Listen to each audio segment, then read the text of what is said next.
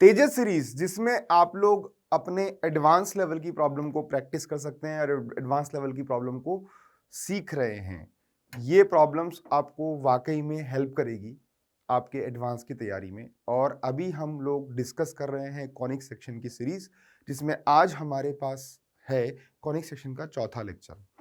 Lecture number 1, 2, 3 में हम लोगों ने डिस्कस कर लिया कि पैराबोला, इलिप्स, हाइपरबोला में क्या फंडामेंटल्स होते हैं। अब थोड़ी मिक्सअप प्रॉब्लम्स हम लोग यहाँ पर देखने वाले हैं। तो देखिए कि पहली प्रॉब्लम क्या है हमारे सामने। Prove that in a parabola the angle theta that the latus rectum subtend at the vertex of the parabola is independent of the latus rectum and lies between this. मतलब आपसे क्या बोला है कि मान लो कोई भी पैराबोला है y square equal to 4ax और इसका लेटेस्ट रेक्टम है, क्या होता है एंड पॉइंट लेटेस्ट रेक्टम के a, 2a और a, -2a। ठीक है, a, 2a और a, -2a। तो ये मिलकर लेटेस्ट रेक्टम यहाँ पर जो एंगल सबटेंड करेगी, मान लो वो एंगल थीटा है, तो ये थीटा लेटेस्ट रेक्टम की लेंथ से इंडिपेंडेंट होगा। देखते हैं कैसे।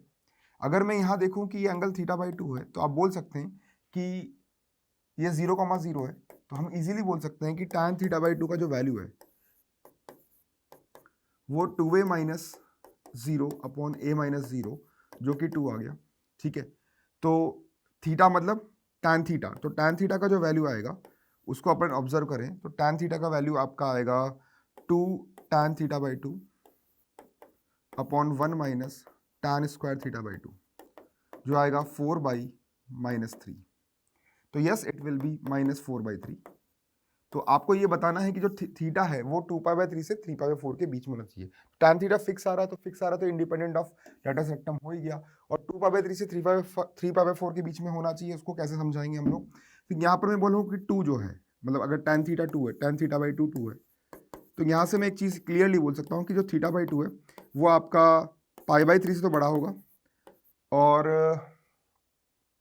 π/3 से तो बड़ा होगा, क्योंकि tan theta by 2, tan alpha अगर √3 होता है तो अल्फा π/3 होता है ना, और इंक्रीजिंग फंक्शन है। तो यहाँ पर आप बोल सकते हो कि हाँ भाई अल्फा π/3 है, तो थीटा बाई 2 जो है वो tan थीटा बाई 2 2 है, तो ये जो एंगल है थीटा बाई 2 ये अल्फा से बड़ा होगा।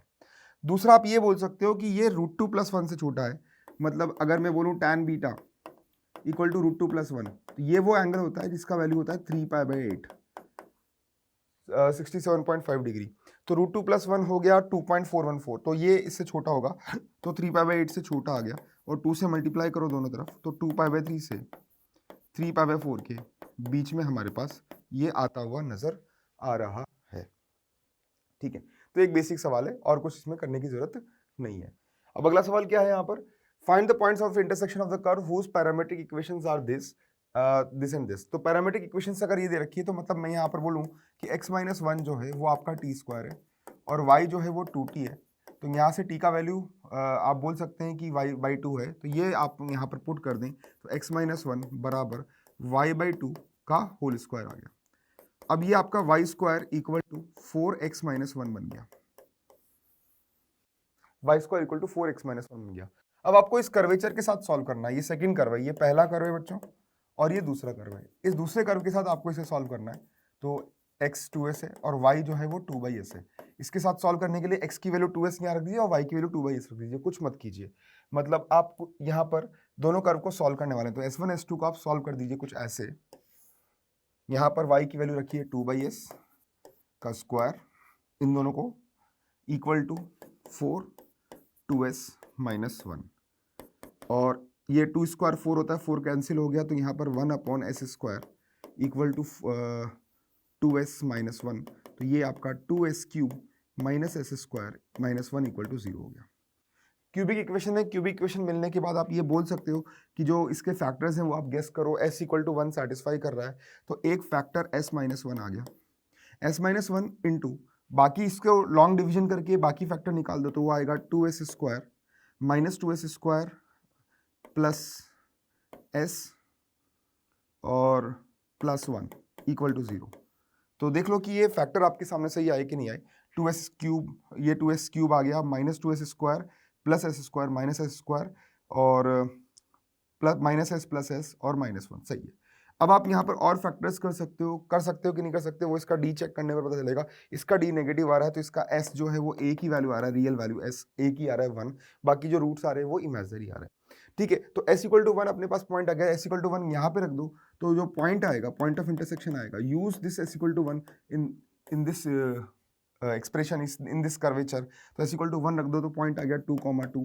तो हाँ 2,2 वो पॉइंट है जहाँ पे दोनों कर्व इंटरसेक्ट करेंगे। आप चेक कर लो 2,2 इसको भी सेटिस्फाई कर रहा होगा, तो ऑब्वियसली कर रहा है, तो यहाँ पर हमने इंटरसेक्शन पॉइंट बिल्कुल फंडामेंटल तरीके से निकाल दिया। तो ये 2,2 अपना आंसर मैच हो गया, आसान सवाल था। अब देखते हैं आगे क्या है हमारे पास। If R1 and R2 be the length of perpendicular chords of parabola y square equal to 4x drawn through the vertex, then show that R1 R2 power 4/3 equal to 16a square R1 power 2/3 plus R2 power 2/3, ऐसे कुछ prove करना है। ठीक है, तो कैसे करेंगे, देखो एक पैराबोला है y square equal to 4x और इसकी दो परपेंडिकुलर कॉर्ड्स हैं जो वर्टेक्स से पास हो रही है। मान लो ये कोई कॉर्ड है P OP और दूसरी कॉर्ड है OQ, दोनों के बीच में एंगल 90 डिग्री है, तो दोनों की लेंथ R1 R2 है। आपको ये रिलेशन निकालना है, कैसे करना है वो देखना है, लेकिन ये रिलेशन आपको डेवलप करना है। अब कैसे आप कर सकते हो वो देखते हैं। आप एक काम करो, ये एंगल जो है ये θ1 बोल दो और ये एंगल आप θ2 बोल दो। ठीक है, मतलब आप यहाँ पर समझो कि θ2 का जो डायरेक्शन है वो हम क्लॉकवाइज जा रहा है, तो θ2 जो है वो नेगेटिव सेंस में है ना। अगर मैं मैग्नीट्यूड पर ही जाऊं तो उसके हिसाब से मैं यहाँ पर इनकी वैल्यूज लिख सकता हूँ। ठीक है, तो P का कोऑर्डिनेट आपके पास आएगा R1 cos θ1 comma R1 sin θ1। ठीक है, और θ2 का सेंस मैं क्लॉकवाइज ही लूँ, मतलब यहाँ पर ये क्लॉकवाइज लिखा हुआ है तो मैं इसका कोऑर्डिनेट ऐसे लिखूंगा R2 cos θ1 θ2 comma minus R2 sin θ2। उससे क्या हुआ कि θ2 जो है वो अपना पॉजिटिव कंसीडर कर लिया, मतलब अपन ने मैग्नीट्यूड जो है θ2 का पॉजिटिव ले लिया, तो θ1 प्लस θ2 इक्वल टू π/2 अपन बोल सकते हैं, ऐसे आप समझेंगे। ठीक है, उसमें कोई गलत नहीं है। तो एक पार्ट अपन ने θ2 बोल दिया क्योंकि यहाँ पर अपन ने पॉइंट जो है माइनस में ले लिया, तो अपने आप वो कंसिडरेशन हो गया। आप डायरेक्शन हटा दो, शायद कंफ्यूजन और कम हो जाएगा। ठीक है,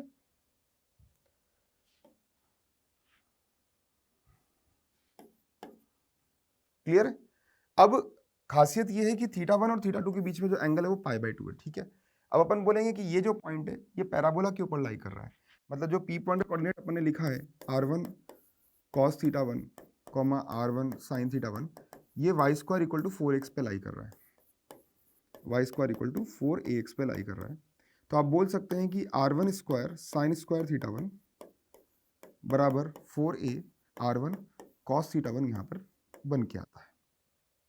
ठीक बात है, इसमें कोई गलत नहीं है। तो यहाँ से आप बोल सकते हैं कि जो R1 की वैल्यू है वो आपके पास आ गई है 4a cos θ1 upon sine square θ1। Similarly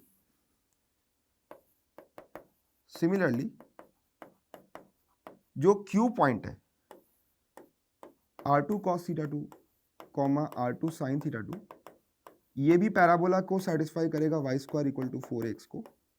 तो यहाँ पर भी सिमिलर इक्वेशन आएगी कि R2 equal to 4a cos θ2 by sine square θ2 आ जाएगा। अब आप देख सकते हो कि स्क्वायर करने से सेंस पर कोई फर्क नहीं पड़ा, क्योंकि चेंज तो केवल y कोऑर्डिनेट ही हो रहा था, तो उससे वैल्यू पर कोई फर्क नहीं पड़ा। अब आगे की बात करते हैं, आपको जो प्रूव करना है उसके ऊपर बात करते हैं कि आपसे डिस्कशन हो रहा है कि R1 इंटू R2 का होल पावर 4/3 का क्या होगा। तो इसकी वैल्यू निकाल दो, ये आपका LHS पार्ट है। जो ये प्रूव करना है उसका LHS पार्ट पर आते हैं। R1 इंटू R2 पावर 4/3, मतलब दोनों को मल्टीप्लाई करके पावर 4/3 की वैल्यू लिखनी है, तो वो आएगा 16a स्क्वायर, दोनों का multiplication, into cos θ1 cos θ2 by sine square θ1 into sine square θ2 power 4/3। खास बात यह है कि θ1 प्लस θ2 जो है π/2 है, तो इससे मैं बोल सकता हूं कि cos θ2 की जो वैल्यू है वो बोल सकते हो वो cos ऑफ π/2 माइनस θ1 है, मतलब ये आपकी बन गई साइन θ1। ठीक है, और साइन ऑफ थीटा 2 जो है वो आपकी कॉस थीटा 1 बन जाएगी। तो उस पॉइंट ऑफ व्यू से आप बोल सकते हैं कि साइन थीटा 2 कॉस थीटा 1 है, मतलब ये दोनों कैंसिल हो गए, है ना, यहाँ पे स्क्वायर है, तो एक पावर ये कट गई और एक पावर ये कट गई, तो बनता है अपना 16a² अपॉन साइन थीटा 1, और साइन थीटा 2 बचता है जिसको आप लिख सकते हैं कॉस थीटा 1 होल पावर 4/3। ये तो आपका आ गया LHS। अब बात करते हैं RHS की। RHS में क्या होगा देखते हैं।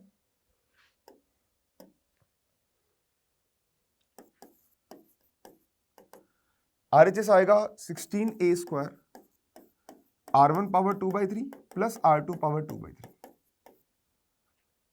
R1 का वैल्यू अपने पास है 4a cos theta 1, 4a by cos theta 1, 4a cos theta 1 by sine square theta 1, cos theta 1 by sine square theta 1,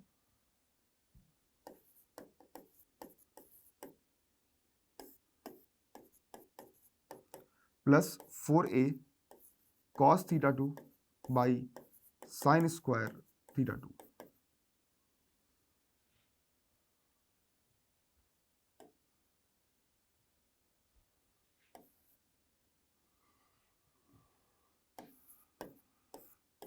power 2/3। अब ये आपका बनेगा 16a²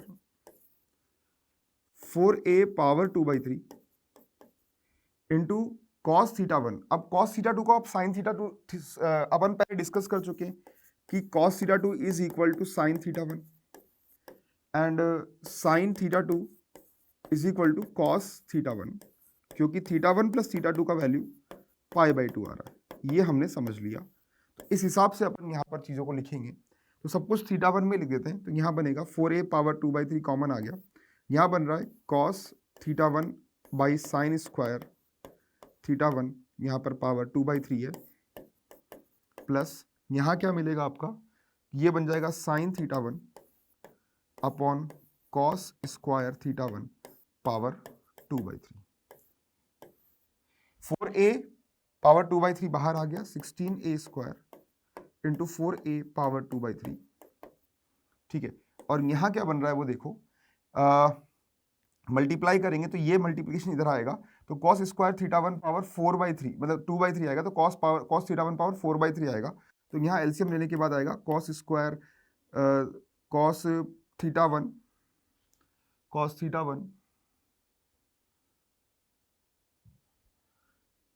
power 2/3 into cos theta 1 power 4/3 plus sign theta 1 power 2/3 into sine theta 1 power 4/3 upon sine power 4/3 theta 1 into cos power 4/3 theta 1। LCM ले लिया।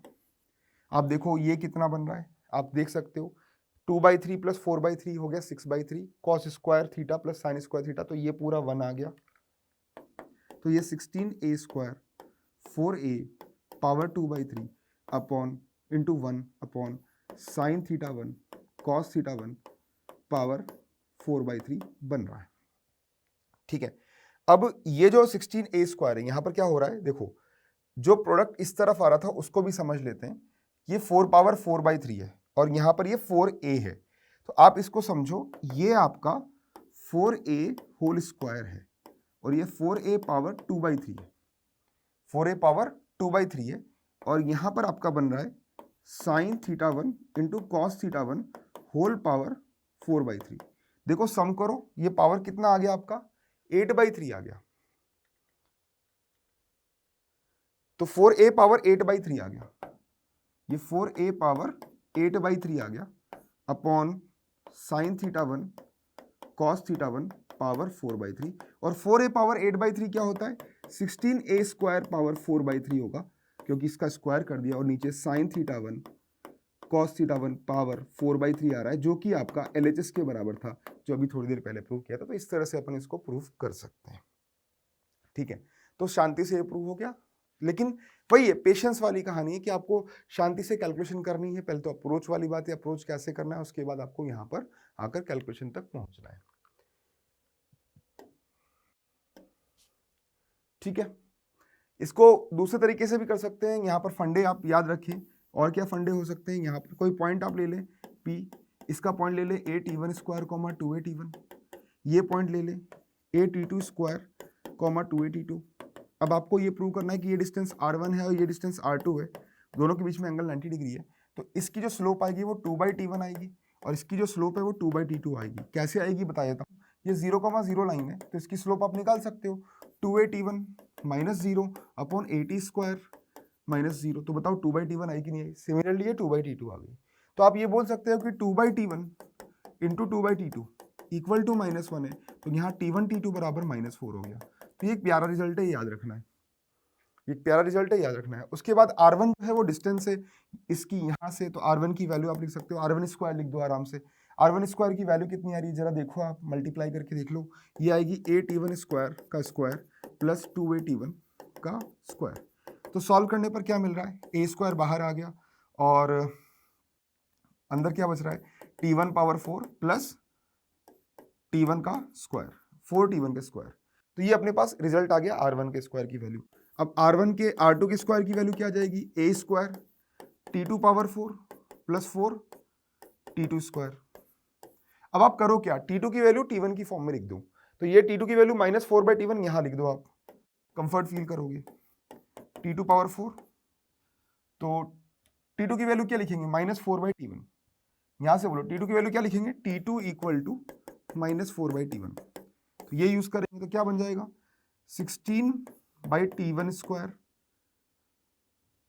का power 2 plus 4 into 16/t1 square, मतलब नीचे t1 power 4 आ गया। तो आप देखो ये a स्क्वायर इंटू 16 कॉमन ले लो, 16 इंटू 4 ही कॉमन ले लो, यहाँ 16 स्क्वायर है तो 64 कॉमन आ गया। ऊपर क्या बच रहा है अगर देखो तो 4, और नीचे एलसीएम ले लो t1 का पावर 4, तो 4t1 square plus t1 power 4 plus t1 square, 4 plus, यहाँ t1 पावर 4 नीचे है, यहाँ t1 स्क्वायर है, 4 प्लस t1 स्क्वायर, ये अपन को समझ में आ रहा है। तो यहाँ पर अपन बोल सकते हैं कि 64a square 4 plus t1 square upon t1 power 4, ये तो आपका r2 का स्क्वायर आ गया, और r1 का स्क्वायर कितना आ रहा है वो यहाँ से लिख दो, r1 का स्क्वायर कितना आ रहा है, a square t1 square common आ गया, t1 स्क्वायर प्लस 4 आ गया। अब आप मुझे बताओ इन दोनों को मैनिपुलेट करके आप LHS RHS लिख सकते हो, नहीं लिख सकते, बिल्कुल लिख सकते हो। तो यही आइडिया होता है कि आपको सवाल से डरने की कोई जरूरत नहीं है, आप स्टार्ट करो सवाल को और उसके बाद आपको सॉल्व होता हुआ नजर आएगा। तो इस तरीके से एक बार आप खुद से अप्रोच करके देखो, आपको अच्छा फील होगा। मेन है कैलकुलेशन करने से डरना नहीं है, कैलकुलेशन करने से डर जाओगे तो आगे बढ़ने से आपका मन आपको रोक देगा। आपका मन आपको ना रोके उसके लिए आपको इस डर को जीतना पड़ेगा। तो कैलकुलेशन करने से बिल्कुल नहीं डरना, आप कैसे भी करो, थोड़ा पेशेंस लेके करो, जल्दी नहीं होती कोई बात नहीं, धीरे धीरे करो। 1 महीने तक प्रैक्टिस करोगे, अगले महीने आपकी स्पीड अपने आप बढ़ जाएगी। प्रॉब्लम ये है हम 1 महीने तक प्रैक्टिस करने की कोशिश नहीं करते, हम सोचते हैं कि सर हमने 4 दिन प्रैक्टिस करी, 5वें दिन हमारी स्पीड नहीं बढ़ी। ऐसा नहीं होता बच्चों, आपको 1-1.5 महीना देना पड़ता है, इसीलिए ये महीनों की तैयारी है। तो बात समझें, तो महीनों आपको देने पड़ेंगे, दिन और हफ्ते देने पड़ेंगे, तब जाके आप महीने 1.5 महीने में अपनी कैलकुलेशन स्पीड को अच्छा कर पाओगे। तो आपको वो रगड़ना पड़ता है अपने आप को। तो कैलकुलेशन करने से बिल्कुल भी डरने की कोई जरूरत नहीं है। ठीक है, आगे बढ़ते हैं। अगला सवाल ये रहा, A chord is a normal to the parabola and is inclined at an angle theta to the axis. Prove that the area of the triangle formed by it and the tangents at its extremities is 4a square sec cube theta cosec cube theta। देखो यहाँ पर कैसे करना है। एक chord है जो parabola की नॉर्मल है, ठीक है, और ये एक्सिस के साथ थीटा पर इंक्लाइंड है, तो आप इसका m इक्वल टू थीटा बोल दो, tan थीटा बोल दो, बोल सकते हो। अगर m अपन को पता होता है नॉर्मल का, तो पॉइंट ऑफ नॉर्मल सी पता है क्या होती है, वो होती है am स्क्वायर कॉमा -2am। याद रख लेना किस पैराबोला की बात कर रहा हूँ, y square equal to 4x की, मतलब ये data y square equal to 4x के लिए दिया हुआ है। ठीक है, ये आपको दिया हुआ है। ठीक है, इसके बाद क्या बोला है कि triangle, then the area of triangle form by it and tangent at it extremities, मतलब यहां पर एक टेंजेंट बना दी अपन ने, यहां एक टेंजेंट बना दी, दो जगह टेंजेंट बना दी, तो ये दोनों टेंजेंट आके मिल रही है r पर, ये पॉइंट q बोल दो, तो p और q ये पॉइंट आ गए, तो ये r पर आकर मिल रही है, तो ये ट्राइंगल का एरिया पूछा है आपसे, इस ट्राइंगल का एरिया पूछा है। देखो भैया सुनो ध्यान से, कई सारे फंडे इस सवाल में क्लियर हो रहे हैं। देखो कैसे, मैं इस पॉइंट को थोड़ी देर के लिए मान लेता हूं a t1 square comma 2a t1। देखो कैसे एक अच्छा सवाल क्रिएट हो जाता है, a t2 square comma 2a t2, कैसे एक अच्छा सवाल क्रिएट हो जाता है। तो आपको पता है r का कोऑर्डिनेट क्या होगा, a t1 t2 comma a t1 plus t2। ठीक है, ये आपका कोऑर्डिनेट आ गया, r का कोऑर्डिनेट आ गया, ठीक है, समझ में आ गया। इसके अलावा ये नॉर्मल भी है, तो नॉर्मल है तो आपको पता है जो अब 2 पॉइंट होते हैं, कॉर्ड की स्लोप जो होती है 2/t1 प्लस t2 होती है। कैसे कैसे निकालोगे, ये पॉइंट दे रखा है, ये पॉइंट दे रखा है, y2 minus y1 upon x2 minus x1 कर दो, आपको स्लोप की वैल्यू मिल जाएगी, 2/t1 प्लस t2 आ गया। और ये आपके लिए tan थीटा लिखा हुआ है, अच्छी बात है। दूसरा, ये स्लोप, ये नॉर्मल भी है, नॉर्मल है तो इसकी जो स्लोप होगी, स्लोप ऑफ नॉर्मल जो है इसको डिफरेंशिएट करके इसका उल्टा कर दो, मतलब माइनस dx बाई dy होगी। आप क्या करो, dx बाई dt निकालो, वो आपका 2at आ रहा है, dy बाई dt निकालो, वो 2a आ रहा है, दोनों को डिवाइड करो, वो आ रहा है t, और माइनस लगा हुआ है तो माइनस t आ गया। तो यहां पर बोल दो ये t1 है, तो ये माइनस t1 के बराबर है। अब ये माइनस t1 के बराबर है तो आप बोल सकते हो 2/t1 plus t2 is minus t1।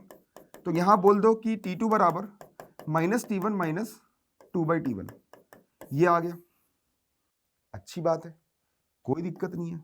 बात समझ में आई कि नहीं आई, कोई दिक्कत नहीं है। ठीक है, अब देखो यहां से आप कुछ इन्फ्रेंसेस निकाल सकते हो, what is t1 plus t2 minus 2/t1। अब तुम बोलोगे सर ये क्यों यूज किया, देखो यहाँ पर ये t1 प्लस t2 आ रहा है, माइनस 2/t1 आ गया। बात समझे कि नहीं समझे, माइनस 2/t1 आ गया, खेल खत्म हो गया। मतलब फील करने की कोशिश करो कि क्वेश्चन को अपन को डेवलप करना ही पड़ेगा। और t1 इंटू t2 निकालना है तो वो कैसे करोगे, देखो what will B t1 into t2, यहीं से निकाल दो, t1 square plus t1 t2 बराबर माइनस 2 आ गया। बताओ t1 into t2 minus 2 minus t1 square आया कि नहीं आया, आ गया। तो बताओ ये r का कोऑर्डिनेट मैं ऐसे नहीं लिख सकता क्या, a into minus 2 minus t1 square comma minus 2/t1 t2 minus 2a/t1, ये आपका r आ गया। दूसरी चीज ये है, आप ध्यान से नोटिस करो, क्या नोटिस करना है वो बता रहा हूं कि आपने t1 को थीटा की फॉर्म में लिख दिया, तो आपको इस ट्रायंगल का एरिया निकालना है। बताओ एरिया निकालने में कितना टाइम लगेगा, बिल्कुल नहीं लगेगा, देखो मेरा पेन भी गिर गया, कोई दिक्कत नहीं है। एरिया निकालने में कितना टाइम लगेगा, कुछ नहीं लगेगा। एरिया के लिए आपको क्या करना है, बस एरिया का फॉर्मूला लगाना है। चलो कर देते हैं। तो एरिया का वैल्यू आएगा half mod of a t1 square 2a t1 1 a t2 square 2a t2 1 a t1 t2 a t1 plus t2 1। और अब इसमें आप रो ट्रांसफॉर्मेशन लगा दीजिए, रो 1 माइनस रो 2 कर दीजिए एंड रो 2 माइनस रो 2 रो 3 कर दीजिए उसके बाद। तो आपको ये कैलकुलेशन थोड़ी फास्ट होती नजर आएगी। हाफ ए कॉमन ले लो, यहाँ से भी ए कॉमन ले लो क्योंकि थोड़ा सा अच्छा लगेगा। तो ए स्क्वायर बाहर आ गया, मॉड ऑफ ये आपका बन रहा है t1 square minus t2 square, मैं कर रहा हूँ रो 1 माइनस रो 2, और यहाँ बन रहा है 2t1 माइनस 2t2 और 1 माइनस 1 0 आ गया। यहाँ निपटाते हैं इसको, तो ये बन रहा है t2 square minus t1 square, t2 square minus t1 t2, और यहाँ बन रहा है 2t2 minus t1 minus t2। तो ये t2 माइनस t1 बन रहा है और यहाँ 0 आ रहा है, और यहाँ लास्ट में t1 t2, यहाँ t1 प्लस t2 और यहाँ 1 बन रहा है, t1 प्लस t2 और यहाँ 1 बन रहा है। अब देखो इसमें से आप देख सकते हो, फर्स्ट रो से t1 माइनस t2 कॉमन ले लो, सेकेंड रो से t2 माइनस t1 कॉमन ले लो, तो आपको एक कुछ ऐसा नजर आएगा, half modulus a square modulus t1 minus t2 first row से कॉमन आ गया, t2 minus t1 second row से कॉमन आ गया, और अंदर क्या बच रहा है वो देख लेते हैं। यहाँ बच रहा है t1 प्लस t2, यहाँ बच रहा है 2, यहाँ 0, यहाँ बच रहा है t2 कॉमन आ गया, t2 माइनस t1 बचा, तो t2 माइनस t1 हमने कॉमन ले लिया, t2 बचा, और यहाँ बच रहा है 1 और यहाँ बच रहा है 0, और यहाँ t1 t2 और t1 प्लस t2 ऐसा बनता हुआ नजर आ रहा है। ठीक है, मॉड लगा हुआ है तो ये एडजस्ट हो जाएगा, तो half of A square t1 minus t2 का होल स्क्वायर। ठीक है, और यहाँ इसको निपटाते हैं, तो इस रो के अबाउट ओपन, सॉरी इस कॉलम के अबाउट ओपन करेंगे अपन, है ना, किसी भी या रो कॉलम के अबाउट ओपन कर दो, तो ये वाला डिटरमिनेंट बचेगा, इस डिटरमिनेंट की वैल्यू आएगी t1 plus t2 minus 2t2, तो ये बचेगा t1 plus t2 minus 2t2, और बाकी मॉड के अंदर है ही सही है। ठीक है, तो ये पूरा आपके सामने आ गया बच्चों, a square by 2 t1 minus t2 का होल क्यूब बन रहा है, मॉड लगा दो, ये कुछ ऐसा बन रहा है एरिया। ये हमने क्या निकाला है, आपको पता है ये क्या निकाला है? ये हमने निकाला है कि किसी पैराबोला में अगर दो पॉइंट से P और Q, वहां से दोनों के बनाई गई टेंजेंट्स R पर आकर इंटरसेक्ट करती है, और ये पॉइंट T1 है और ये पॉइंट T2 है, तो इस ट्रायंगल का एरिया के लिए हमने एक एक्सप्रेशन निकाल दिया, a square by 2 into T1 minus T2 whole power 3। बड़ा सही है एक्सप्रेशन, कोई दिक्कत नहीं है। अब आपको करना क्या है, आपको ये अच्छी तरह से पता है कि यहाँ पे देखो T1 की वैल्यू माइनस टेन थीटा है, और आपको T1 माइनस T2 की होल पावर 3 पे जाना है। तो T1 माइनस T2 का होल पावर 3 अगर आप निकालना चाहते हो तो आपको T1 माइनस T2 का होल स्क्वायर पहले निकालना पड़ेगा। वो कितना आएगा, T1 प्लस T2 का whole square minus 4 T1 T2, इसमें कोई शक ही नहीं है। अब T1 प्लस T2 का वैल्यू कितना है बताओ, ये है minus 2 by T1। Minus 2 by T1 का मतलब हो गया T1 का मतलब हो गया माइनस टेन थीटा, तो माइनस 2 बाई टेन थीटा का प्लस का स्क्वायर, क्योंकि T1 माइनस टेन थीटा है, minus 4 T1 T2, T1 T2 का मतलब हो गया माइनस 2 माइनस T1 स्क्वायर, और T1 स्क्वायर आ गया tan स्क्वायर थीटा।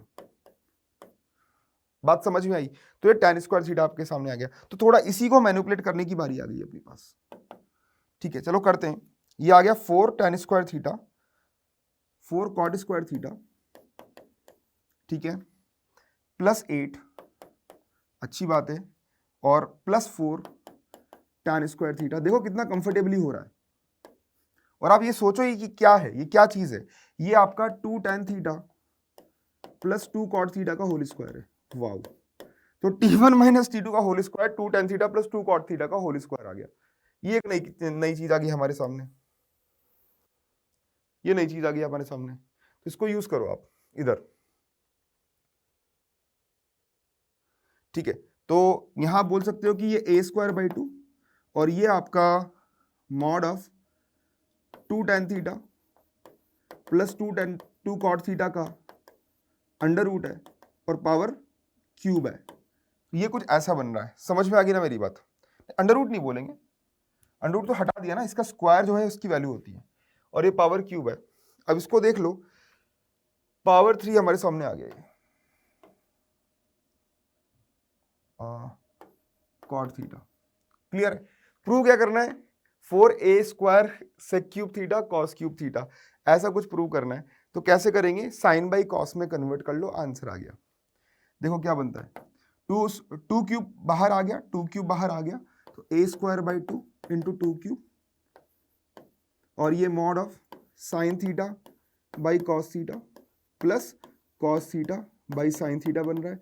बताओ बच्चों, क्यूब करेंगे, sine square theta plus cos square theta, ऊपर 1 आ गया, नीचे cos theta into sine theta का होल क्यूब आ गया। बिल्कुल सही है, आंसर हमारा मैच हो गया। मॉड लगाना चाहिए था इसमें, इसमें कोई शक नहीं है, क्योंकि नेगेटिव जा सकता है, तो इसलिए मॉड लगाना चाहिए था। तो मॉड लगाना चाहिए था क्वेश्चन में, लेकिन हाँ, हमने कैसे प्रूव किया ये समझने वाली बात है। इस एक ही सवाल में हमने कई सारे रिजल्ट्स को कैलकुलेट कर लिया, डिराइव कर लिया। आप देखो कौन कौन से रिजल्ट्स डिराइव कर लिए। स्लोप ऑफ कॉर्ड क्या होता है, 2/T1 plus T2। Slope of normal क्या होता है, माइनस T1 होता है। स्लोप ऑफ टेंजेंट 1/T1 हो गया पैराबोला के लिए। वो कनेक्ट कैसे होते हैं, किसी P पॉइंट पर अगर नॉर्मल काट रही है Q पॉइंट पर, तो Q का कोऑर्डिनेट T2 है, तो T2 का वैल्यू क्या होता है, T2 का वैल्यू होता है माइनस T1 माइनस 2/T1। इनके साथ कैसे कैसे खेलना है, वो पूरा खेल हमने देख लिया। तो कैसे एक अच्छा सवाल हमारे सामने आता है वो देखो, मतलब एक सवाल के अंदर कई सारी चीजें जब आती है तब वो सवाल डिफिकल्ट होता है। तो आपको कैलकुलेशन करने से डरना नहीं है, यही बात मैं बार बार बोल रहा हूं। ठीक है, तो बहुत ज्यादा परेशान होने की जरूरत नहीं है। जैसा लिखा है, अगर आपने ठीक से प्रैक्टिस करिए, आप करते जाओगे और फाइनली आपको आंसर मिल जाएगा। तो ये आपको डर जो है, इस डर से जीतना पड़ेगा, इस डर को आपको हराना पड़ेगा, ये बहुत जरूरी है। और ये इसका एक ही तरीका है, आप बैठ के कैलकुलेशन करें, चाहे देखकर करें चाहे खुद से करें, लेकिन करें। नाउ नेक्स्ट पार्ट जो है हमारे पास, नेक्स्ट सवाल आपके सामने आ गया।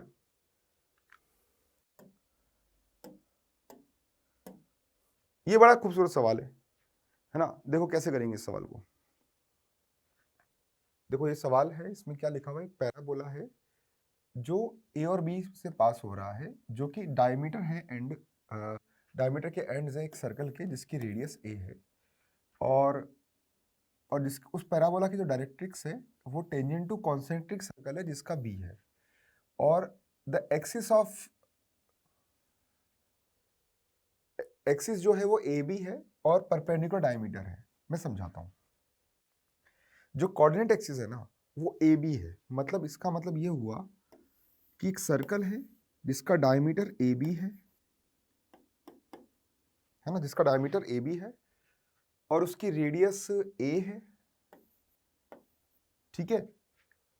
तो वो और एक्सिस जो है वही डायमीटर है, तो इसका मतलब ये एक्स एक्सिस होगी, और ए बी के परपेंडिकुलर डायमीटर मतलब ए बी का मिड पॉइंट, मतलब आप बोल दो 0,0 मान लो उसे, और उससे परपेंडिकुलर लाइन बना दो, तो वो दूसरा डायमीटर जो है सर्कल का वो दूसरी एक्सिस होगी। तो ये लिखा हुआ है आखिरी लाइन के बाद, axis being A B and a perpendicular diameter, A B and a perpendicular diameter. समझ गए मेरी बात को? तो ये अपना बन गया एक सर्कल, ठीक, अच्छी बात है। एक पैराबोला जो है वो ए और बी से पास कर रहा है। दूसरा, इस एक पैराबोला है जो है वो ए और बी से पास कर रहा है। मैं पैराबोला ड्रॉ कर देता हूं। ये पैराबोला ए और बी से पास कर रहा है।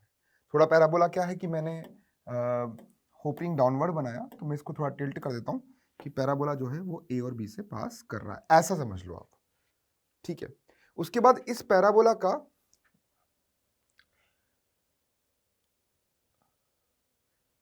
जो डायरेक्ट्रिक्स है वो टेंजेंट है कॉन्सेंट्रिक सर्कल का जिसका रेडियस बी है। मतलब एक सर्कल है सेम सेंटर के साथ जिसका रेडियस बी है, मतलब ये आपका बी पॉइंट आ रहा था, तो ये a,0 है, तो इस वाले का एक दूसरा पॉइंट है b,0, और ये सर्कल इसकी एक टेंजेंट है जो इसकी डायरेक्ट्रिक्स है। मतलब अपन फील करें डायरेक्ट्रिक्स कहां बनाएंगे अपन, ये अपना पैराबोला है और इस पैराबोला का वर्टिक्स ये रहा, वर्टिक्स से अपन एक लाइन समझें कि ये एक्सिस ऑफ पैराबोला हो गई। ये एक्सिस ऑफ पैराबोला जहां पर इस ब्लू वाले सर्कल को मिलेगी, इस पॉइंट से अगर हम टेंजेंट ड्रॉ करें तो ये टेंजेंट जो है इस पैराबोला की डायरेक्ट्रिक्स है। क्या भयानक है, बात समझ में आ गई? मतलब ये पैराबोला वेरी कर रहा है ना, यू घूम रहा है, तो उसके साथ साथ ये टेंजेंट भी घूम रही है। उसके बाद locus of focus of the parabola पूछा है, मतलब इस पैराबोला का फोकस आप मान लो एस, इसका लोकस पूछा है। क्वेश्चन समझ में आया कि नहीं आया? ठीक है, तो आप देखो यहां पर ये आप बोल दो h, k, ठीक है, ये h, k बोल दो, और a और b जो है वो पैराबोला के ऊपर लाई कर रहे हैं, तो आप ये बोल सकते हो कि जो bs है वो bm के बराबर होगा, और जो as है, मतलब मैं आपको एक एक करके समझाता हूं। पहले तो ये बताओ क्वेश्चन समझ में आया कि नहीं आया? मैं फिर से समझाता हूँ क्वेश्चन, है ना, थोड़ा सा वेट करके समझाता हूँ। एक पैराबोला है जो ए और बी दो पॉइंट से पास हो रहा है, ठीक है। ये एक वेरिएबल पैराबोला है, इसकी जो डायरेक्ट्रिक्स है वो इस ब्लू वाले सर्कल की टेंजेंट है। मतलब अगर मान लो कि कोई पॉइंट है जिसकी टेंजेंट है, तो इसकी नॉर्मल कोई भी टेंजेंट कैसी होगी, मतलब इस पॉइंट को अगर अपन लिखें तो सर्कल ये रहा, तो इस पॉइंट ऑफ कॉन्टैक्ट को अगर मैं कुछ p मान लूं, तो p b cos theta b sin theta मान लूं, तो तुम लोग खुद ही बताओ कि टेंजेंट की इक्वेशन क्या होगी, तुम खुद ही बता दो। वो होगी आपकी x cos theta plus y sin theta minus b बराबर 0। दूसरा, जो पॉइंट ऑफ कॉन्टैक्ट है उससे जो परपेंडिकुलर लाइन होगी, पक्का वो सर्कल के सेंटर से पास हो रही है, कि टेंजेंट की perpendicular line point of contact से नॉर्मल होती है। मतलब ये जो ग्रीन मैंने बनाया है इसको मैं सही कर दूं आपके लिए थोड़ा सा समझाने के लिए। तो ये जो परपेंडिकुलर लाइन है, ये एक्चुअली 0,0 से पास हो रही है। मतलब एक्सिस ऑफ पैराबोला जो है वो ओरिजिन से पास हो रही है। ये भी समझ में आ गया, ठीक बात है। तो अब फील करो क्वेश्चन को, ये सिचुएशन है, एक्सिस ऑफ पैराबोला ओरिजिन से पास हो रही है, यहां पर कहीं फोकस है जिसका लोकस आपको निकालना है, ठीक है, और ये वैरी कर रहा है, थीटा बदलने से वैरी कर रहा है। अब समझ में आया क्वेश्चन समझ में आ गया। तो बताओ BS जो है पैराबोला के ऊपर कोई भी पॉइंट होता है, उसकी फोकस से डिस्टेंस और डायरेक्ट्रिक्स से डिस्टेंस इक्वल होती है, और सिमिलरली AS जो है वो इस डिस्टेंस के बराबर होगा। अगर मैं इसको M1 बोल दूं, इसको M2 बोल दूं, तो BS equal to BM1 and AS equal to AM2, BS equal to BM1 and AS equal to AM2। समझ में आया? अब BM1 की वैल्यू निकालना है। B जो पॉइंट है वो A,0 है, मतलब आप बोल दो कि ये A,0 है और ये -A,0 है। A पॉइंट A,0 से इस लाइन की डिस्टेंस निकाल सकते हैं, हाँ निकाल सकते हैं। क्या आएगी डिस्टेंस? मॉड ऑफ A,0 से इसकी distance A cos theta minus B/1। तो इसको आप बोल सकते हैं कि B minus A cos theta बोल दो, क्योंकि देखो B तो बड़ा ही है, B A से बड़ा है क्योंकि B बाहर वाला सर्कल है, ठीक है, और cos थीटा 1 से छोटा होता है, तो A से मल्टीप्लाई, A ऑलरेडी छोटा है, A छोटा है B से, और A cos थीटा A से भी छोटा होगा, तो B minus A cos theta ये डिस्टेंस आ गई। तो ये आपकी आ गई B minus A cos theta, ठीक है। ये कौन सी डिस्टेंस है? D1, this is D1। What you say about D2? D2 is this, D2 बताओ क्या आएगी? -A,0 से इस लाइन की डिस्टेंस वो आएगी आपकी mod of -A cos theta minus B/1, जो आ गई B plus A cos theta. ये आपकी आ गई B plus A cos theta. अभी थोड़ी बहुत पिक्चर समझ में आई कि नहीं आई? थोड़ा टफ सवाल है, समझने की कोशिश करो, पिक्चर समझ में आई कि नहीं आई। अब देखो करना क्या है इसके बाद।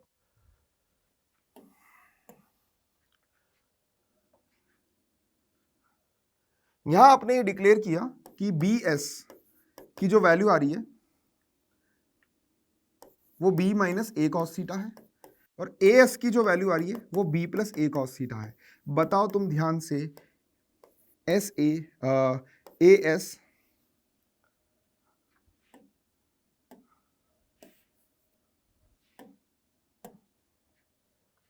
ठीक है, तो आप ये बोल सकते हो कि SA प्लस SB बराबर 2B आ रहा है। ऐसे एक वेरिएबल पॉइंट है।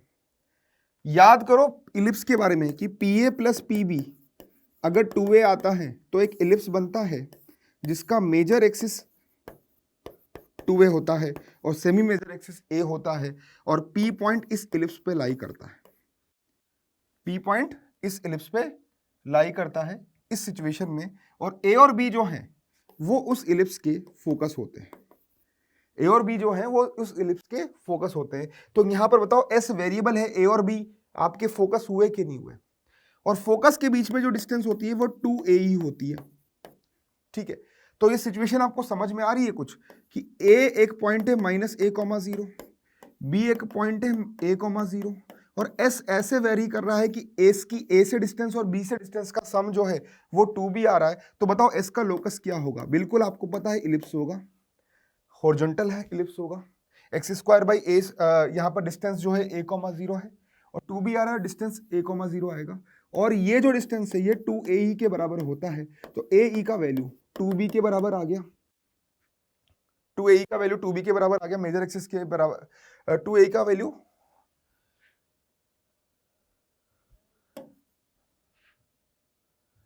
मतलब यहां पर हमें इलिप्स का जो B है, मतलब हम बोल दें कि इसकी इक्वेशन जो आएगी, भाई y² बोल दो। तो मैं ये बोलना चाहता हूं कि जो इसमें distance between the two focus है वो 2AE होता है, आपको पता है।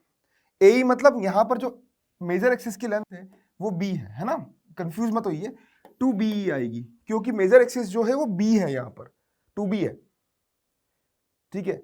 थोड़ा सा डेटा चेंज हुआ है, बात को समझे। यहां पर क्या होता है, ये जो डिस्टेंस 2AE है तो यहां पर मेजर एक्सिस 2A होता है, और माइनर एक्सिस जो है वो 2b होता है, तो उस हिसाब से थोड़ा परिवर्तन हुआ है। तो यहां बताओ मेजर एक्सिस का नाम हमने, मेजर एक्सिस की लेंथ जो है वो 2b बोल दी। मेजर एक्सिस जब 2b बोल दी तो यहां पर हम यही तो बोलेंगे कि जो distance between the two focus है वो 2be हम लोग लिखना पसंद करेंगे। बात समझ में आई कि नहीं आई? तो 2be का वैल्यू जो है वो दोनों के बीच में डिस्टेंस मतलब 2a आ गया। बताओ e का वैल्यू a/b आ गया कि नहीं आ गया? आपको a मतलब a/b आ गया। तो लैम्डा स्क्वायर क्या होता है? तो e का एसेंट्रिसिटी का value under root of 1 minus lambda square by A square आएगा। बताओ lambda square by B square आएगा, क्योंकि यहाँ पर मेजर एक्सिस b है, सेमी मेजर एक्सिस b है, तो यहाँ पर आप बोल सकते हो कि लैम्डा स्क्वायर का वैल्यू हम लोग बी स्क्वायर माइनस ए स्क्वायर बोल सकते हैं। नहीं बोल सकते? बिल्कुल बोल सकते हैं। यहाँ से हम बोल रहे हैं लैम्डा स्क्वायर का वैल्यू बी स्क्वायर माइनस ए स्क्वायर। बताओ इलिप्स आपका बना कि नहीं बना? कैसे इस सवाल को हमने सॉल्व किया है, बात को समझने की कोशिश करें। कैसे इस सवाल को हमने खत्म किया है ये समझने की कोशिश करें। कितना भारी सवाल था, ठीक है? कितना भारी सवाल था। सवाल की लैंग्वेज को हमने समझा, उसको इंटरप्रिटेट किया और उसके हिसाब से हमने सोचा कि अरे ये तो इलिप्स बन रहा है, और इलिप्स का यूज हमने यहां पर करके आंसर को निकाला। देखो अगला सवाल, ये जेईई एडवांस का सवाल है, 2022 में पूछा गया सवाल है, हाइपरबोला का सवाल है। देखते हैं कि क्या लिखा हुआ है। ये हाइपरबोला है, एस और S1 इसके फोकस है, where S lies on the positive axis. अच्छी बात है। How to find the focus, focus of the hyperbola, ये आपका H है बेटा,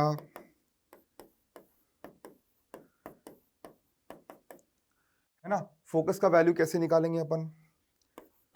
फोकाई के कोऑर्डिनेट क्या होंगे हाइपरबोला के? Plus minus under root of A square plus B square comma 0। आगे फोकस है ना, दोनों फोकस आगे, S और S1, ठीक है। S जो है वो पॉजिटिव वाला है। Let P be the point on the hyperbola in the first quadrant. अच्छी बात है। SPS1 triangle is alpha, where alpha is less than pi by 2. It's angle, okay, it's not triangle, it's angle, okay. यहाँ पे एक मिसचेंज है, angle SPS1 is alpha, ठीक है। There the straight line passing through S, point S, and having the same slope as that of tangent at P to the hyperbola intersect the straight line S1P at P1। थोड़ा समझते हैं ना एक एक line को, बड़ा कचरा किया हुआ है, देखिए समझने की कोशिश करते हैं, बोलना क्या चाहता है, आखिर कहना क्या चाहता है सवाल। यही तो होता है कि हमेशा एक डरावना सवाल जब आता है हमारे सामने तो हम यही तो सोचते हैं कि आखिरकार ये कहना क्या चाहता है, कहना क्या चाहता है। तो वही तो लेयर बाय लेयर इसको उड़ाने की कोशिश करो सवाल को, तो ज्यादा मजेदार होगा। देखो ये आपका एक हाइपरबोला है, इसके दो फोकस है S1 और S जो है वो पॉजिटिव साइड पर है, तो इसको आप S1 बोल दो और इसको S बोल दो, ठीक है। अच्छी बात है। इसकी कोई टेंजेंट है पॉइंट P पर, ऐसा बोला है इन्होंने, और PS S1 SP/S1 ये एंगल अल्फा है, ये एंगल जो है वो अल्फा है, ये क्वेश्चन ने बोला है, ठीक है। आगे क्या बोल रहा है देखते हैं।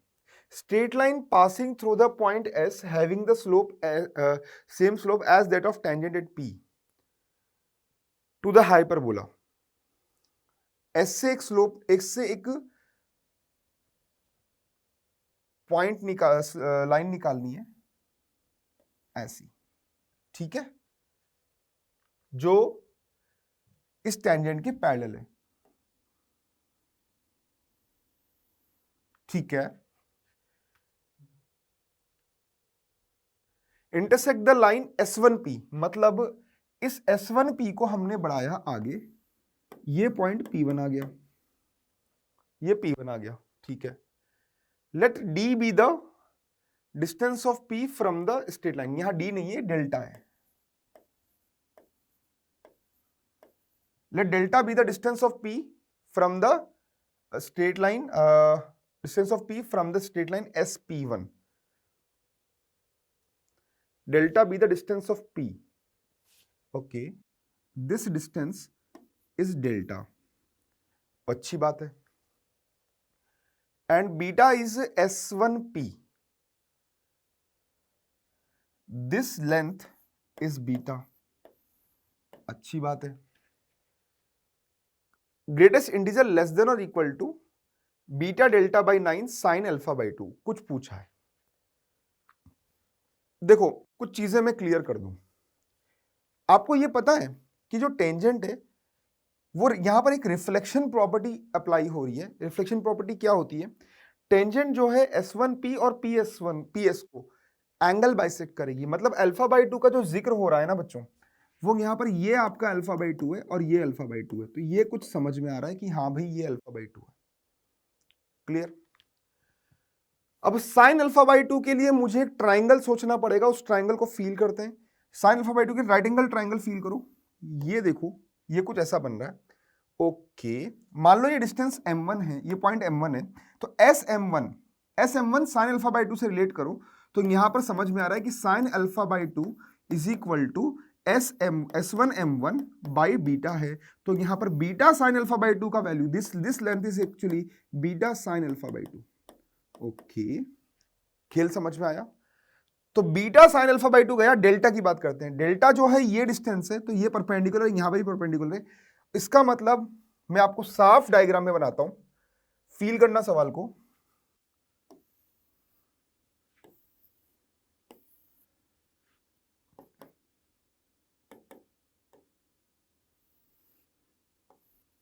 ये डिस्टेंस आ गई आपकी बीटा साइन अल्फा बाई 2 जो S1P है, और ये आपका S है। ये डिस्टेंस डेल्टा है क्योंकि ये दो पैरेलल लाइन के बीच में डिस्टेंस है। मैं इसको हटा ही देता हूं इस लाइन को। देखो सवाल के टुकड़े करना कितना मस्त होता है। तो यहां से बोल सकता हूं यहां से परपेंडिकुलर डिस्टेंस भी डेल्टा होगी। ओके, तो आपसे टेक्निकली इन दोनों का प्रोडक्ट ही पूछा है। आपसे क्या पूछा है? Beta into delta sign alpha by 2 into 1/9। तो आप ये बोल सकते हो it is 1/9 of beta sine alpha by 2 into delta. ठीक है, अब देखो कहानी में ट्विस्ट क्या है। अगर आप इस परपेंडिकुलर को P1 बोलते हो और इस परपेंडिकुलर को P2 बोलते हो, तो दोनों का प्रोडक्ट जो है P1 इंटू P2 वो बी स्क्वायर होता है। बी स्क्वायर मतलब अगर हाइपरबोला की equation X square by A square minus Y square by B square 1 होती है, तो perpendicular the product of perpendicular from the focus on the any tangent is equal to square of the semi conjugate axis. बाप रे, तो P1 into P2 B square है। तो मैं ऐसा बोल सकता हूं कि ये आपसे जो पूछा गया है वो 1/9 इंटू ये P1 इंटू P2 पूछा है। तो बताओ 1/9 इंटू बी स्क्वायर मतलब 64 हो गया। 64/9 पूछा है और बाद में आपसे पूछा है कि इसका ग्रेटेस्ट इंटीजर वैल्यू क्या होगा। बताओ कितना आ रहा है? 7 आ रहा है। तो क्वेश्चन का आंसर 7 होगा। कितना भयानक और भौकाली सवाल है। केवल ज्योमेट्री से हमने सॉल्व किया है। बात समझ में आई कि नहीं आई? थोड़ा पेशेंस के साथ हमें इसको करना था, तो पेशेंस बहुत जरूरी था इस सवाल के अंदर। ओह, रिपीट करें इन सवालों को, आपको फेथ आएगा, खुद के ऊपर फेथ आएगा, तभी आप इनको कर पाएंगे। ठीक है, now chords of hyperbola are tangent to the circle drawn on the line joining the foci s diameter. Find the locus of point of intersection of the tangent at the extremities of the chord. Okay, fine. Question क्या बोल रहा है? एक hyperbola है,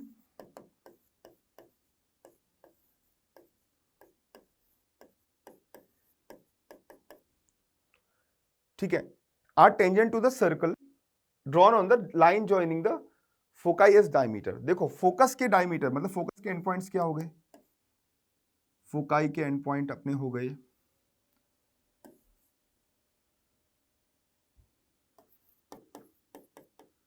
plus minus under root of A square plus B square comma 0। तो जो circle आ गया वो आएगा x square plus y square बराबर a square plus B square. Question में क्या बोला समझें कि हाइपरबोला की कोई कॉर्ड है, वो इस सर्कल के टेंजेंट है।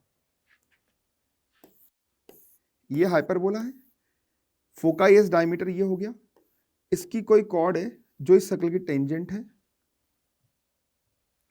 उसके बाद क्या बोला है, locus of point of intersection of the tangent at the extremities of the chord, मतलब यहां पर जो टेंजेंट बनाएंगे, ये जो यहां पर इंटरसेक्ट करेगी, दिस h, k, इसका लोकस निकालना है।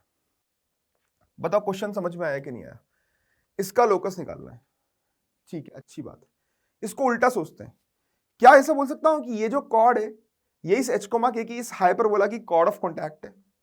मतलब इस कॉर्ड का नाम अगर मैं AB बोल दूं, so this AB is COC of PH, K to hyperbola.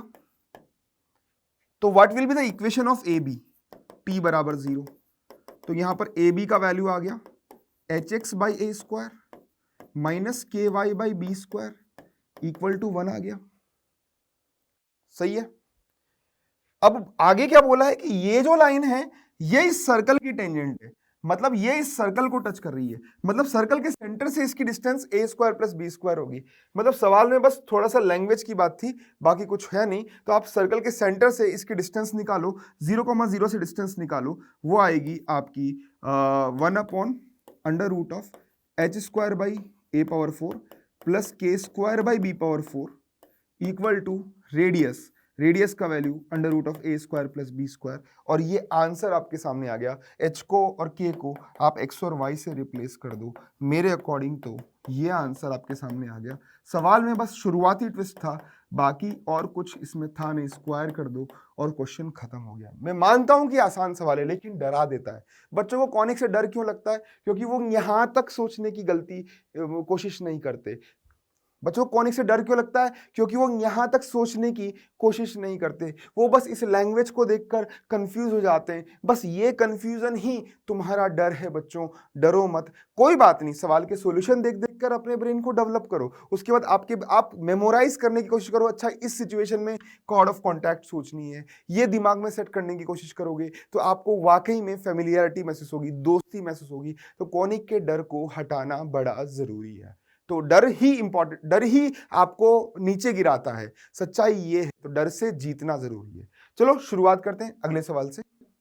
If x cos alpha plus y sin alpha equal to p, a variable chord of hyperbola x square by a square minus y square by 2a square equal to 1, subtend a right angle at the centre of the hyperbola, then the chord touches fix circle, find the radius of the circle. अब देखो ये बड़ा बड़ा प्यारा सवाल है, तुम बात को समझो। मैं आपको कनेक्शन बताता हूं। किसी कर्वेचर का, कोई हाइपरबोला है, किसी कर्वेचर के एंड पॉइंट पर, इस हाइपरबोला का सेंटर क्या है? चलो बताओ पहले। 0,0। अब 0,0 सेंटर है, तो उसके हिसाब से बात करते हैं कि कोई कर्वेचर है, उसको कोई लाइन 2 पॉइंट पे काट कर रही है और 0,0 कहीं पर है, हमें नहीं पता। यहां पर अगर राइट एंगल बनता है तो बताओ ये कौन सा कॉन्सेप्ट होता है? ये कॉन्सेप्ट होता है बेटा प्रिंसिपल ऑफ होमोजेनाइजेशन का। कौन सा कॉन्सेप्ट होता है? प्रिंसिपल ऑफ होमोजेनाइजेशन का। अब कहां लगाना है प्रिंसिपल ऑफ होमोजेनाइजेशन? जहां पर इस तरह की लैंग्वेज लिखी हो। ये पॉइंट आपको मेमोराइज करना पड़ेगा, ये पॉइंट आपको मेमोराइज करना पड़ेगा। तो इस तरह से आप चीजों को डेवलप करने की कोशिश करें, तब जाके आपको अपने अंदर से फीलिंग पॉजिटिव आना शुरू हो जाएगी। ठीक है, चलो देखते हैं क्या लिखा हुआ है। x cos alpha plus y sin alpha equal to p, variable chord of hyperbola. तो हाइपरबोला की इक्वेशन दे रखी है, x square by a square minus y square by 2a square minus 1। आप क्या करो, इक्वल टू 0, इसको कर्वेचर मान लो, और ये कोई कॉर्ड है तो इस कॉर्ड को होमोजेनाइज करो। What is the equation of chord? x cos alpha plus y sin alpha equal to p। अब आप क्या करो, माइनस p इक्वल टू 0 कर दो। इसको होमोजेनाइज करने के लिए क्या करोगे, आप यहां से 1 की वैल्यू निकालो। What is the method of homogenisation? और ये कॉर्ड यहां पर राइट एंगल सबटेंड करिए ओरिजिन पर, तो इस 1 की वैल्यू से इसको होमोजेनाइज करो। कैसे करेंगे? Doing homogenization, doing homogenization. Homogenization करने से आपको ओ और ओ बी की इक्वेशन मिलती है। तो ये बनेगा x square by A square minus Y square by 2a square minus 1 का स्क्वायर कर दो इक्वल टू 0, और x square by A square minus Y square by 2a square, 1 की वैल्यू लिखो, x cos alpha plus Y sine alpha by p का whole square equal to 1 equal to 0। अब ये जो इक्वेशन है, एक्चुअली ये equation क्या मिली है मैं बताता हूं। ये इक्वेशन है pair of straight lines O and O B, ये इक्वेशन ये है। अब इसके बाद क्या करना है, बड़ा सिंपल सी बात है। आपको क्या करना है, बोला हुआ है कि दोनों के बीच में एंगल कितना 90। और जब पेयर ऑफ स्ट्रेट लाइन में O A O B, pair of straight line में एंगल्स 90 डिग्री होते हैं, तो क्या करना होता है, coefficient of x square plus coefficient of Y square 0 करना होता है। बताओ समझ में आया कि नहीं आया।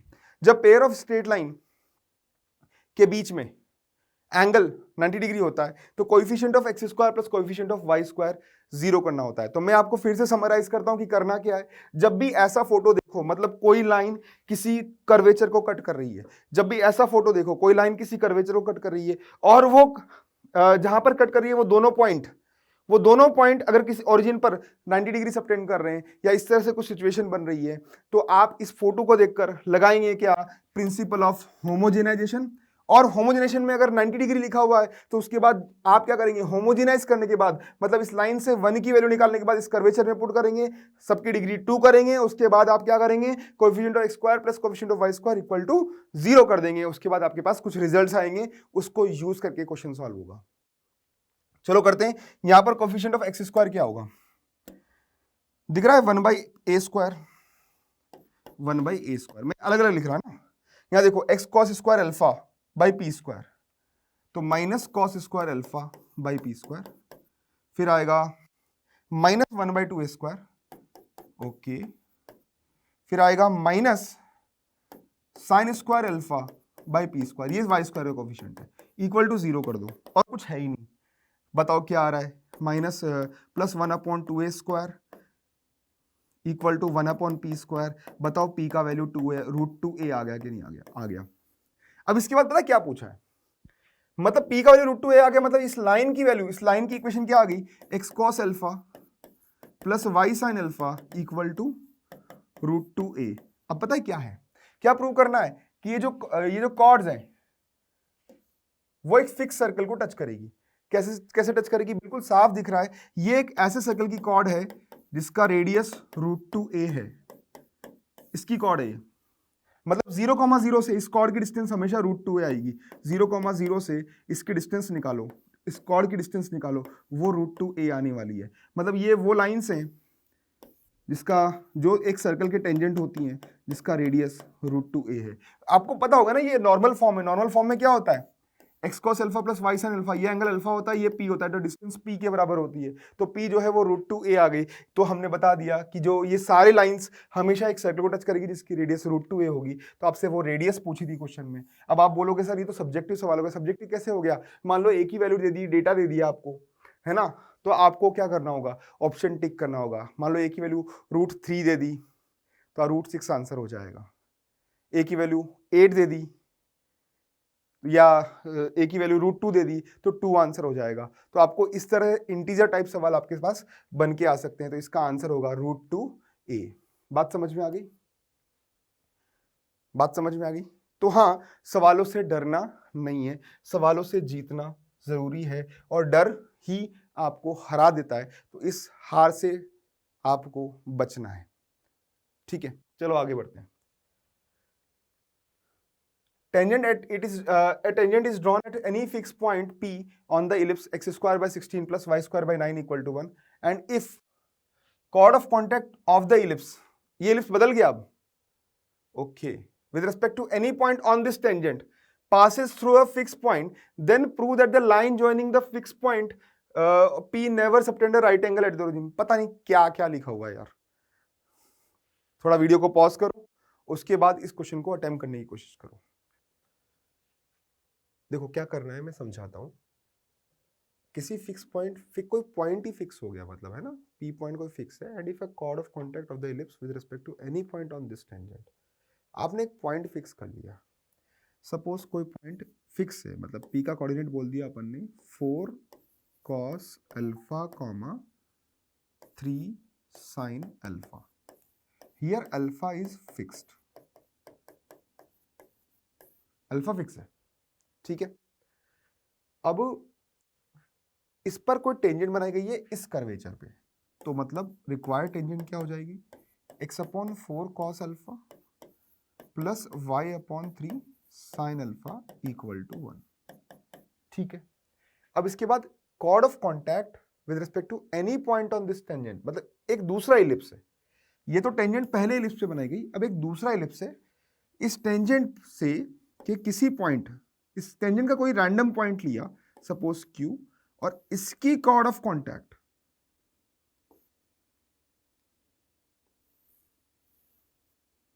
इस पॉइंट की कॉर्ड ऑफ कॉन्टैक्ट किसकी, दूसरे इलिप्स की। कौन सा वाला इलिप्स, ये वाला, मतलब E2 x²/9 plus y²/16 equal to 1, ये chord of contact with respect to any point on this tangent. ये क्या है, ये वाली टेंजेंट T, इसको T1 नाम दे दो, T1 नाम है, ठीक है, बना दी गई। ठीक है, ये पॉइंट वैरी कर रहा है, passes through fixed point, then prove that, तो ये कॉर्ड ऑफ कॉन्टैक्ट हमेशा एक फिक्स पॉइंट से पास करेगी, ये कहानी है, करती है, क्योंकि वो फिक्स पॉइंट जानते हो क्या होता है, वो फिक्स पॉइंट होता है पोल। मान लो फिक्स पॉइंट अपन ने कह दिया R, बोल दो अल्फा, अल्फा तो अपन ने नाम दे दिया, आप कोई R पॉइंट ले लो, R, ये पॉइंट आप फील करो कि सम लैम्डा कॉमा म्यू है, और R पॉइंट आप बोल दो सम P कॉमा Q। ठीक है, तो ये R जो है फिक्स पॉइंट हुआ, कैसे होगा, Q जो है इस टेंजेंट को सेटिस्फाई कर रहा है, तो मैं बोल सकता हूं कि λ/4 cos alpha plus μ/3 sin alpha equal to 1 है। क्लियर है, अल्फा और ये सब कांस्टेंट है, तो लैम्डा और म्यू जो Q पॉइंट है वो इस लाइन को सेटिस्फाई कर रहा है, करेक्ट है।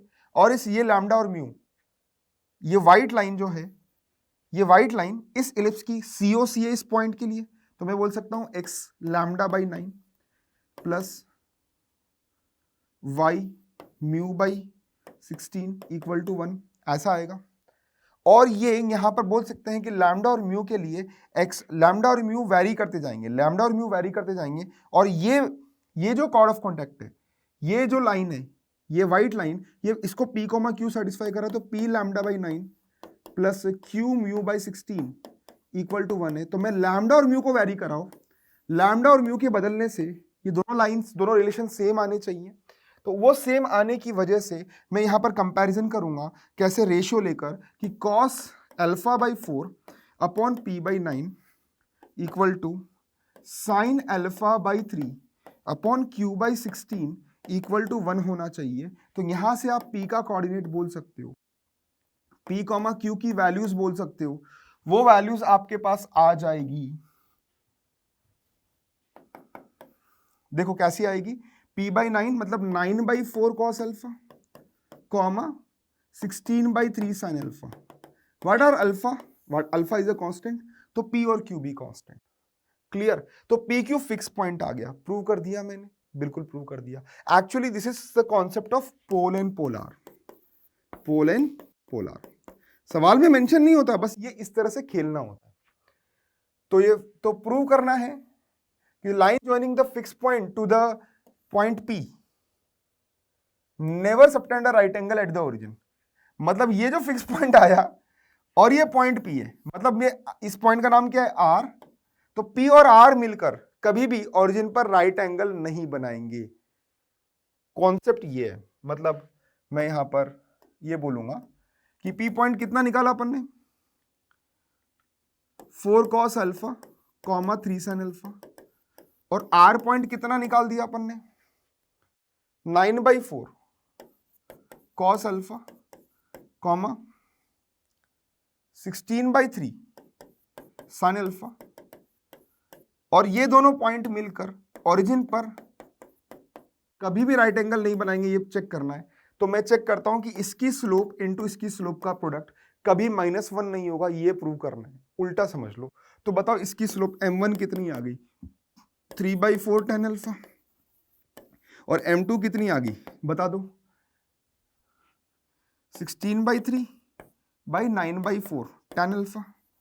बताओ कितना आ गया, 16/3 9/4 64/27 64/27 tan अल्फा। तो बताओ m1 इंटू m2 कितना आ गया, m1 इंटू m2 आ रहा है आपका 16/9 tan स्क्वायर अल्फा। बताओ ये कभी -1 हो सकता है क्या? नहीं हो सकता, हेंस प्रूव्ड। सवाल में कितनी सारी चीजें लिखी हुई थी और ये अपन ने कैसे सॉल्व कर दिया, बात को समझने की कोशिश करो। सारा खेल किसका था? पोल एंड पोलार का। ठीक है, तो ये एक भयानक सवाल था जो हमने कुछ बढ़िया कॉन्सेप्ट से सॉल्व किया। आपको मजा आया होगा इस सवाल को सॉल्व करके। और तो ये कुछ सवाल जो होते हैं ना बहुत शानदार होते हैं। तो ये सेशन मेरे को लगता है कि आप लोग एंजॉय किए हैं। आगे भी ऐसे सेशंस होते रहेंगे अलग अलग चैप्टर्स के। हो सकता है बारी फिर से कॉनिक की आ जाए, हो सकता है कोई दूसरा चैप्टर आ जाए। तो मेरा यही कहना है कि आंखों में नींद बहुत है पर सोना नहीं है। यही समय है कुछ करने का, इसे खोना नहीं है। तो आपको तपस्या करनी होगी और मेरी शुभकामनाएं आपके साथ है। All the best.